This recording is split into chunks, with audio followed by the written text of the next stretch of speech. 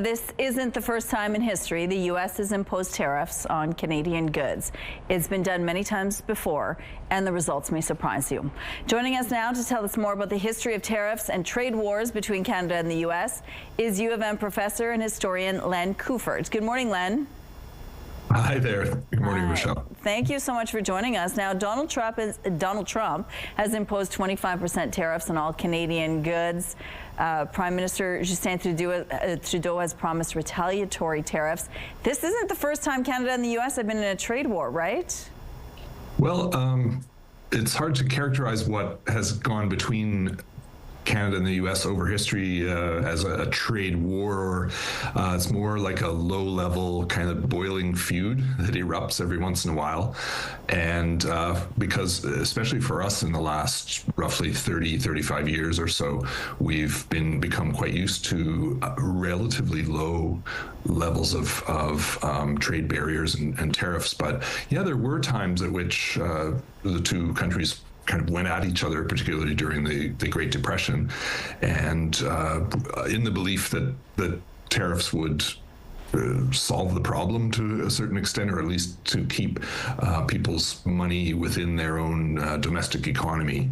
And that was the kind of goal. It really didn't work that well to combat the Depression. Certainly didn't cause the Depression in any measurable sense, but not an effective remedy, we would say. And there has always been a bit of, again, back and forth sniping, if you want to use the war or the combat metaphor, between the two nations over levels of duties or tariffs that are imposed on the goods from the other nation.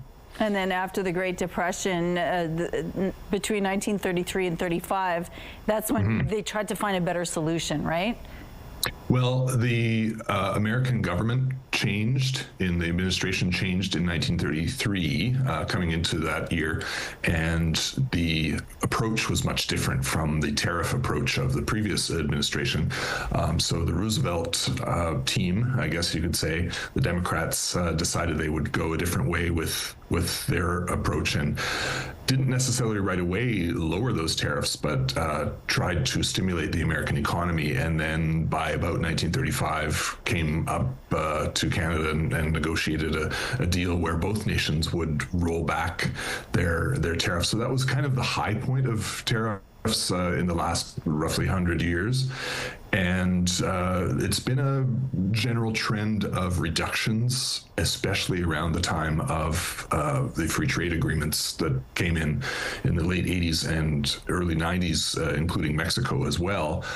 If you look at the relative sort of average rates of tariff in that period, it's kind of a general downward trend, and so the amount that is added to the cost of goods from one of those trading partners in another country is still relatively low compared to what it could be. You know, it's below 5%.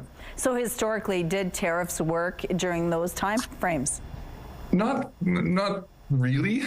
They work to reduce the consumption of imported goods in the nation that was importing them, and this is one of the things that I think is pretty simplistic about them. Like they're easy to understand, and I think this is an easy thing for the Americans to reach to at this point to try to change the narrative for them. I guess they want to shake things up, and they're certainly doing that.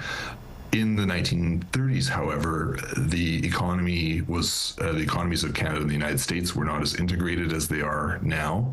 There was more of a hard border because what was moving across the border were physical goods.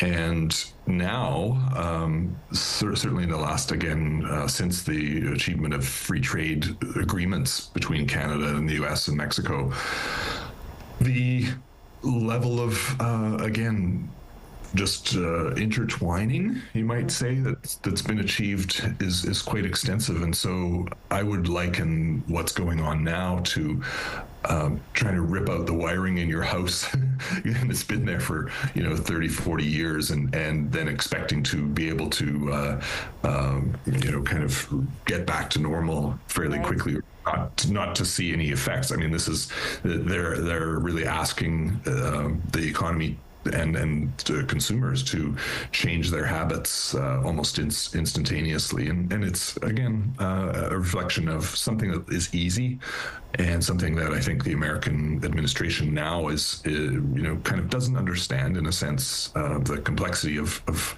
all those connections. And this will probably be felt, and I'm not an economist, but this will probably be felt really quickly in places like Southern Ontario, where those kinds of manufacturing, like the auto industry, are based. And that sort of stuff is going to, have, I think, pretty much immediate effects. We may see it here over a little longer time. Well, Len, thank you for your time today and giving us some historical context this morning. We appreciate it. Thanks, no problem.